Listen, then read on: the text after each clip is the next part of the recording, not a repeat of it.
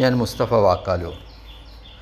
വൈക്കം മുഹമ്മദ് ബഷീർ വെറുമൊരു ബാലസാഹിത്യകാരനാണെന്നും ദാർശനിക തലത്തിൽ ഒ.വി. വിജയൻ്റെ ഏഴയലത്ത് എത്തുകയില്ലെന്നും ഉറൂബിനും തകഴിക്കും പാറപ്പുറത്തിനും കേശവദേവിനും ഒന്നുമില്ലാത്ത സ്വീകാര്യത കേരളത്തിൽ ബഷീറിന് ലഭിക്കുന്നതിന് പിന്നിൽ മതരാഷ്ട്രീയ ഒളി അജണ്ട ഉണ്ടെന്നും ചില തീവ്ര വലതുപക്ഷ കുബുദ്ധികളുടെ വർത്തമാനം കേൾക്കാനിടയായി. അതുമാത്രമല്ല, പാത്തുമ്മയുടെ ആട് ഒഴികെയുള്ള എല്ലാ രചനകളും വിശ്വസാഹിത്യത്തിൽ നിന്നും കോപ്പി അടിച്ചതാണെന്ന് വേളൂർ കൃഷ്ണൻകുട്ടിയോട് പ്രൊഫസർ എം കൃഷ്ണൻ നായർ പറഞ്ഞിട്ടുണ്ടെന്നും, എന്നാൽ പാത്തുമ്മയുടെ ആട് ഏത് നോവലിൽ നിന്ന് മോഷ്ടിച്ചതാണെന്ന് തനിക്കറിയാമെന്ന് വേളൂർ കൃഷ്ണൻകുട്ടി മറുപടി പറഞ്ഞു എന്നൊക്കെയാണ് ബഷീറിനെ ഡീകോഡ് ചെയ്യാൻ വരുന്ന ഈ ആളുകളുടെ വാദം. എന്നാൽ ജനകീയ സാഹിത്യത്തിലും ആക്ഷേപഹാസത്തിലും രാഷ്ട്രീയ ഇടപെടലിലും ജീവിതാനുഭവത്തിലും ബഷീർ മറ്റുള്ളവരെക്കാൾ വേറിട്ട് തന്നെ നിൽക്കുന്നുണ്ട്. മലയാള സാഹിത്യത്തിൽ ബഷീറിനെ അടയാളപ്പെടുത്തുവാൻ ഒത്തിരി സംഭാവനകളുണ്ട്. ഇവർ പറയുന്ന പോലെ മിനിമം ഗ്യാരണ്ടി മാത്രമുള്ള ഒരു എഴുത്തുകാരനല്ല ബഷീർ. സാഹിത്യത്തിനപ്പുറം മനുഷ്യാവസ്ഥകളെ, അവൻ്റെ സ്വാതന്ത്ര്യത്തിന് വേണ്ടിയുള്ള പോരാട്ടങ്ങളെ, വ്യതകളെ, മനുഷ്യബന്ധങ്ങളെ കുറിച്ചൊക്കെ ബഷീറിന് വ്യക്തമായ കാഴ്ചപ്പാടുണ്ടായിരുന്നു.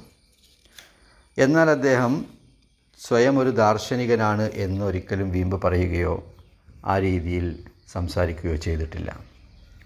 യഥാർത്ഥത്തിൽ ബഷീർ അനീതിക്കെതിരെ പോരാടിയ ഒരു മനുഷ്യനായിരുന്നു.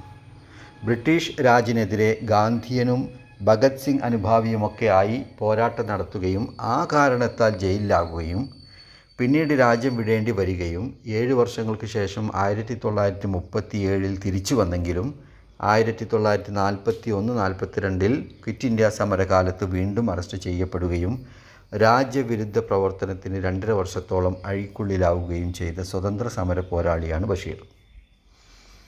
ബഷീറിലെ സാഹിത്യകാരനോളം തന്നെ പ്രാമുഖ്യമുള്ളതാണ് സ്വാതന്ത്ര്യ സമര പോരാളി എന്നത്. അതുകൊണ്ട് യാതൊരു അടിസ്ഥാനവുമില്ലാത്ത വിമർശനങ്ങൾ എത്ര തന്നെ ആവർത്തിച്ചാലും ബഷീർ മലയാള സാഹിത്യത്തിൻ്റെ സുൽത്താനായി വിരാജിക്കുക തന്നെ ചെയ്യും. ഒ.വി. വിജയനും തകഴിയും എസ്.കെ. പൊറ്റക്കാടും കേശവദേവും പാറപ്പുറത്തും എം.ടിയും ഉറൂബും ടി. പത്മനാഭനും മാധവിക്കുട്ടിയും ബെന്യാമിനും അടക്കമുള്ള എല്ലാ സാഹിത്യകാരന്മാരും മലയാളിയുടെ പൂമുറ്റത്തെ അസർമുല്ലകൾ തന്നെയാണ്. ബഷീർ ആ പൂങ്കാവനത്തിൽ വേറിട്ടൊരു റോസാപ്പൂവാണ്. അതിൻ്റെ സൗന്ദര്യം കണ്ണുകൾ നുകരും, കൽബുകൾ ആസ്വദിക്കും. അത്രമാത്രമേ എന്തിലും വർഗീയ ദർശിക്കുന്ന ഈ വിമർശകരോട് പറയാനുള്ളൂ. ബഷീറിനെക്കുറിച്ച് ഗൾഫ് വോയിസ് വാരികയിൽ 5/7/2024 അഥവാ ബഷീറിൻ്റെ 30ാം ചരമവാർഷികത്തിൽ സുൽത്താനില്ലാതെ മലയാള സാഹിത്യത്തിലെ 3 പതിറ്റാണ്ട് എന്ന ശീർഷകത്തിൽ ഞാൻ എഴുതിയ ഒരു കുറിപ്പ് ഇവിടെ വായിക്കാം. കായ് അബ്ദുറഹ്മാൻ്റെ ഭാര്യ കുഞ്ഞാത്തുമ്മ ഡും എന്ന ശബ്ദത്തോടെ 1908 ജനുവരി 21 പെറ്റിട്ട വൈക്കം മുഹമ്മദ് ബഷീർ എന്ന ബേപ്പൂർ സുൽത്താൻ മരിച്ചിട്ട് 30 ആണ്ടുകൾ താണ്ടുന്നുവെന്നത് ആശ്ചര്യജനകമായി തോന്നുന്നു. അദ്ദേഹത്തിൻ്റെ കഥകളിലൂടെ, കഥാപാത്രങ്ങളിലൂടെ, ഷെൽഫിലെ പുസ്തകങ്ങളിലൂടെ, പ്രസാധകർ പുനഃപ്രസിദ്ധീകരിച്ച് വിൽപ്പനയ്ക്ക് വെച്ച കാഴ്ചകളിലൂടെയൊക്കെ ആ സുൽത്താൻ ഇവിടെ തന്നെ ഉണ്ട് എന്നൊരു തോന്നലാണ് മനസ്സിന്. മലയാളത്തിലെ എക്കാലത്തെയും അതുല്യ സാഹിത്യകാരൻ ബഷീർ തന്നെയാണ്.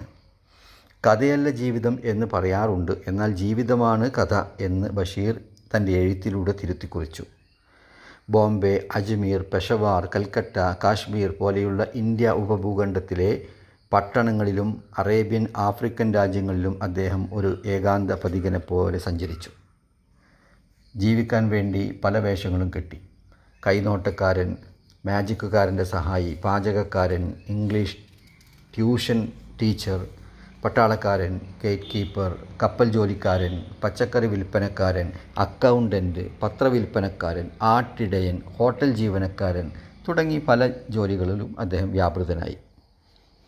ഗംഗയുടെയും യമുനയുടെയും തീരങ്ങളിൽ സന്യാസികൾക്കൊപ്പവും ഹിമാലയത്തിന് ചാരെ സൂഫികൾക്കൊപ്പവും അവരിലൊരുവനായി അദ്ദേഹം ജീവിച്ചു. 7 സംവത്സരങ്ങൾ, 3 ഭൂഖണ്ഡങ്ങൾ, അളവറ്റ അനുഭവ സമ്പത്ത്, ഭാഷകൾ, ഭാഷ്യങ്ങൾ. സ്വദേശത്ത് ജീവിക്കാൻ അനുവദിക്കാത്തതിൻ്റെ പേരിലാണ് നാടുവിടേണ്ടി വന്നതെങ്കിലും അനുഭവങ്ങളുടെ മുഷയിൽ പുതിയൊരു മനുഷ്യനായി തീരുകയായിരുന്നു ബഷീർ. തളരുവോളം നടന്നു, കാറ്റിനെപ്പോലെ അലഞ്ഞു. ഒടുവിൽ തിരിച്ച് നാട്ടിലെത്തിയപ്പോൾ ബാപ്പയുടെ തകർന്നടിഞ്ഞ കച്ചവടമാണ് ബഷീറിനെ വരവേറ്റത്. സിയാൽകോട്ടിൽ നിന്നും പരിചയപ്പെട്ട ഒരു സ്പോർട്സ് കമ്പനിയുടെ ഏജൻ്റായി ജീവിതം ആരംഭിച്ചെങ്കിലും ഒരു സൈക്കിൾ അപകടം കാരണം കിടപ്പിലാവുകയും ഏജൻസി ഷിപ്പ് നഷ്ടപ്പെടുകയും ചെയ്തു.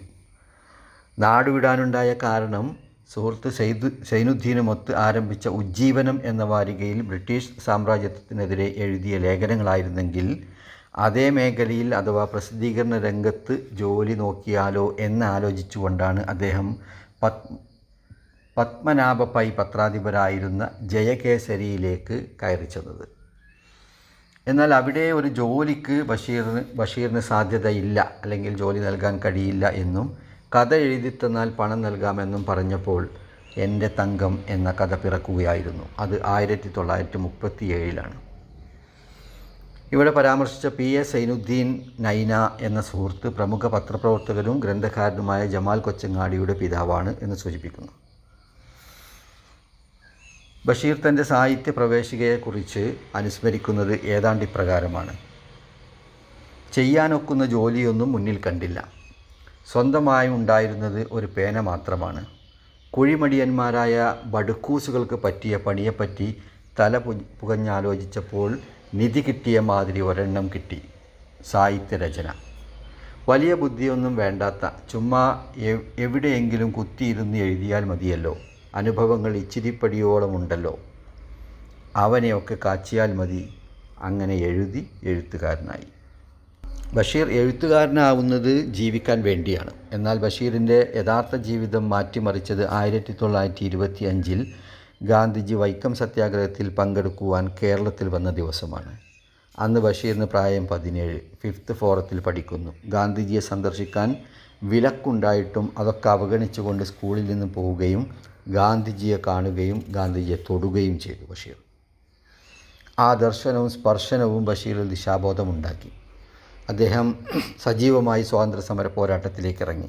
1930 ഗാന്ധിജി ഉപ്പ് സത്യാഗ്രഹത്തിന് ആഹ്വാനം നൽകിയപ്പോൾ കേളപ്പജിയുടെ കൂടെ സത്യാഗ്രഹത്തിൽ പങ്കെടുക്കുവാൻ വേണ്ടി എറണാകുളത്ത് നിന്നും അദ്ദേഹം കോഴിക്കോട്ടെത്തി. എന്നാൽ അദ്ദേഹത്തെയും കൂട്ടുകാരെയും അറസ്റ്റ് ചെയ്ത് ജയിലിലടച്ചു. കണ്ണൂർ സെൻട്രൽ ജയിലിലായിരിക്കെയാണ് ഭഗത് സിംഗും സുഖ്ദേവ് താപ്പറും ശിവറാം രാജ്ഗുരുവും ലാഹോർ സെൻട്രൽ ജയിലിൽ 1931 മാർച്ച് 23 ബ്രിട്ടീഷുകാരാൽ തൂക്കിലേറ്റപ്പെട്ട വിവരം ബഷീർ അറിയുന്നത്. ജയിലിൽ ഭഗത് സിംഗിൻ്റെ അനുയായികൾ ധാരാളമുണ്ടായിരുന്നു. പുറത്തു വന്ന ബഷീർ ഭഗത് സിംഗ് മാതൃകയിൽ പോരാടുവാൻ തീവ്രവാദികളുടെ ഒരു സംഘമുണ്ടാക്കി. ജയിലിൽ നിന്നും പരിചയപ്പെട്ട സൈനുദ്ദീൻ എന്ന സുഹൃത്ത് പബ്ലിഷറും ബഷീർ എഡിറ്ററുമായി ഉജ്ജീവനം എന്ന പേരിൽ ഒരു പത്രം തുടങ്ങി. തീപാറുന്ന ലേഖനങ്ങൾ ഉജ്ജീവനത്തിലൂടെ വരാൻ തുടങ്ങി. ഭഗത് സിംഗിൻ്റെ മീശയെ ഓർമ്മിപ്പിക്കുന്ന മീശയുമായി ബഷീർ രാത്രിയായാൽ സംഘാംഗങ്ങളോടൊപ്പം പോസ്റ്റ് ബോക്സുകൾക്ക് തീ കൊടുക്കുവാനും ബ്രിട്ടീഷ് വിരുദ്ധ പോസ്റ്റുകൾ തെരുവുകളിൽ ഒട്ടിക്കുവാനും തുടങ്ങി. ബഷീർ അധികാരികളുടെ കണ്ണിലെ കരടായി തീർന്നു. സർക്കാർ ഉജ്ജീവനം കണ്ടുകെട്ടി. ബഷീറിന് വേണ്ടി അറസ്റ്റ് വാറണ്ട് പുറപ്പെടുവിച്ചു. അങ്ങനെയാണ് ബഷീർ നാടുവിടുന്നത്. ബഷീറിൻ്റേത് സ്വാതന്ത്ര്യത്തിന് വേണ്ടി ഒഴിഞ്ഞു വെച്ച ഒരു ജീവിതമായിരുന്നു.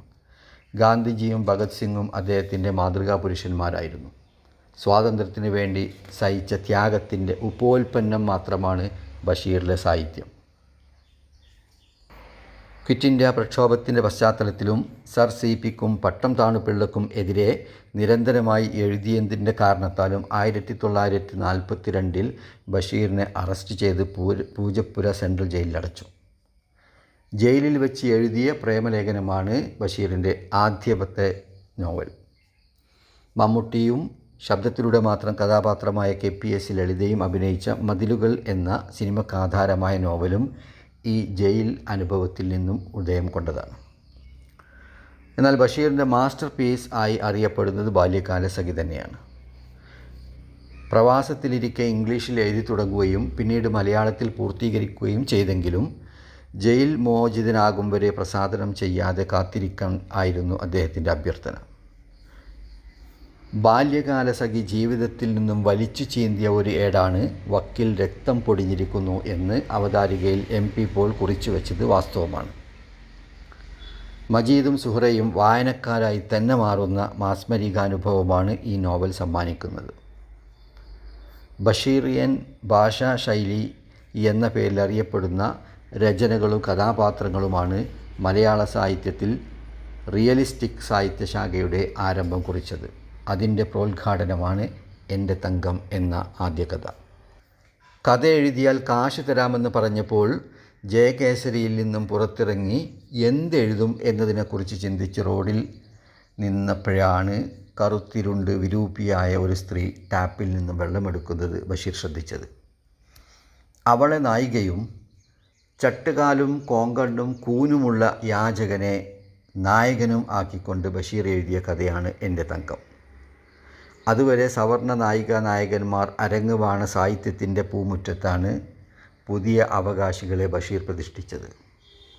എട്ടുകാലി മമ്മുഞ്ഞ്, മണ്ടൻ മുത്തപ്പ, ഒറ്റക്കണ്ണൻ പോക്കർ, ആനവാരി രാമൻ നായർ, പൊൻകുരിശ് തോമ, തുരപ്പൻ അവറാൻ തുടങ്ങി സമൂഹത്തിൻ്റെ പുറംപോക്കിലും അങ്ങാടിയിലും തെരുവിലും കുടിലുകളിലും കിടന്നവരെല്ലാം സാഹിത്യലോകത്തെ സുൽത്താൻമാരായി അവതരിപ്പിക്കപ്പെട്ടു ബഷീറിനാൽ. ജയിൽ പുള്ളികളും ഭിക്ഷക്കാരും വേശ്യകളും പട്ടിണിക്കാരുമെല്ലാം സമഭാവനയോടെ മുഖ്യ കഥാപാത്രങ്ങളായി ബഷീറിൻ്റെ കഥകളിൽ. മലയാള സാഹിത്യത്തിൽ അനിതര സാധാരണമായ വിപ്ലവമാണ്. ആ വിപ്ലവത്തിനാണ് ബഷീർ തുടക്കം കുറിച്ചത്. അനർഗളമായി ഒഴുകിയ ആ തൂലികയിലൂടെ വരച്ചിട്ടത് മാനവികതയാണ്. ഏത് തെമ്മാടിയിലും തെണ്ടിയിലും തിരുടനിലും ബഷീർ ഒരു മനുഷ്യനെ കണ്ടു. നന്മയുടെ ഒരു പൊരി ബാക്കിയുണ്ടാകുമെന്ന് വിശ്വസിച്ചതുകൊണ്ട്, അവ ഊതിക്കാച്ചിയതുകൊണ്ട് മനുഷ്യപ്പറ്റുള്ള ബഷീറിയൻ കഥാപാത്രങ്ങളുണ്ടായി. മൂർഖനെ അടിച്ചു കൊല്ലാൻ പറയുന്ന ഭാര്യയോട്, ഇല്ല, ഭവതിയെപ്പോലെ ഈശ്വര സൃഷ്ടിയാണ്, അതും ജീവിക്കട്ടെ, ഈ ഭൂഗോളത്തിൻ്റെ സൃഷ്ടിയാണ്, ഭൂമിയുടെ അവകാശികളായി കുറേയേറെ ജീവികളെ ദൈവം സൃഷ്ടിച്ചിരിക്കുന്നു എന്ന ഭൂമിയുടെ അവകാശികളിലെ ബഷീറിനെയാണ് 30 കൊല്ലത്തെ വേർപാടിന് ശേഷവും നാം ഓർക്കുന്നത്. അദ്ദേഹം ശബ്ദിച്ചത് ശബ്ദമില്ലാത്തവർക്ക് വേണ്ടിയാണ്. ദൈവത്തോട് ചോദിച്ചു വാങ്ങിയ സമയമത്രയും ചെലവിട്ടത് അശരണർക്ക് വേണ്ടിയാണ്. പട്ടിണിയും ദാരിദ്ര്യവും ഉന്മാദവും ബഷീറിനെ എന്നും ആവാഹിച്ചിരുന്ന സംഗതികളാണ്. വല്ലതും കഴിച്ചോ എന്നായിരിക്കും വയലാലിലെത്തിപ്പെട്ട ഏതൊരാളോടും ബഷീറിൻ്റെ അഭിസംബോധന. നോവിനെ ചിരിയിലേക്ക് പകർത്തിയാണ് ബഷീറിയൻ ഭാഷ. അദ്ദേഹം ഫലിതത്തെ അപ്പാട് ദർശനമാക്കി മാറ്റിയെടുത്തു എന്ന് നമുക്ക് പറയാൻ പറ്റും. ബഷീറിൻ്റെ ഭാഷാഭവനം തന്നെയും ഫലിതമായിരുന്നു. അത് പക്ഷേ തൻ്റെ സ്വത്വത്തെ വെളിപ്പെടുത്തുവാനുള്ള എളുപ്പവഴിയായി ബഷീർ കണ്ടു എന്ന് വേണം നാം മനസ്സിലാക്കാൻ. മാനവികതയുടെ സങ്കീർത്തനത്തിൻ്റെ ജ്വലിക്കുന്ന തേജസ്സാർന്ന കഥാപാത്രങ്ങളെ മലയാളമുള്ള കാലത്തോളം നെഞ്ചേറ്റുവാൻ ഈ യുക്തിവൈഭവം സഹായിച്ചു. ഇനിയും അതങ്ങനെ തന്നെ ഉണ്ടാവുകയും ചെയ്യും. കഥാപാത്രങ്ങളുടെ ഇടങ്ങളും സ്ഥിതങ്ങളും മാറി വന്നാലും പ്രസരിച്ചു വരുന്ന ചൈതന്യത്തിൻ്റെ സാക്ഷ്യത്തിന് മാറ്റ് നഷ്ടപ്പെടുകയില്ല. ബഷീറിനെ കാണാത്ത ന്യൂജൻ അക്ഷരസ്നേഹികൾക്കും കൂട്ട് ബഷീർ കഥകൾ തന്നെയാണ്. ഈ ദർശനത്തിൻ്റെ മാസ്മരികത ഒന്നുകൊണ്ടാണ് അതങ്ങനെ സംഭവിക്കുന്നത്. ബഷീർ ഒരുപാട് എഴുതിയില്ല. കടൽ തിര പോലെ വാക്കുകൾ പ്രവഹിച്ചില്ല. അതുകൊണ്ട് തന്നെ അവ അനുവാചകരുടെ മാനസതീരത്ത് തലതല്ലി മരിച്ചതുമില്ല. കുറച്ചു മാത്രമേ ബഷീർ എഴുതിയുള്ളൂ. പൂഞ്ചോല പോലെ പതുക്കെയാണ് അവ ഒഴുകിയത്. പക്ഷേ പോകുന്ന വഴിയിൽ കണ്ടവയൊക്കെ ആ അക്ഷരക്കൂട്ടങ്ങൾ സ്വന്തമായി സ്വീകരിച്ചു, അവയോട് സല്ലപിച്ചു. ഇപ്പോഴും സല്ലപിക്കുന്നു, ഇനിയും സല്ലപിച്ചു കൊണ്ടേയിരിക്കും. ആത്മാവിനോട് സംവദിക്കുന്നതിൻ്റെ ഒരു നൈരന്തര്യം അമരനായി അനശ്വരനായി മലയാളത്തിൻ്റെ അക്ഷരാത്മാവിൽ സങ്കല്പ മാങ്കോസ്റ്റിൻ മരത്തിന് താഴെ ഇനിയുമുണ്ടാകും കാലങ്ങളോളം, ഏത് വിമർശനത്തെയും അതിജീവിച്ചുകൊണ്ട്.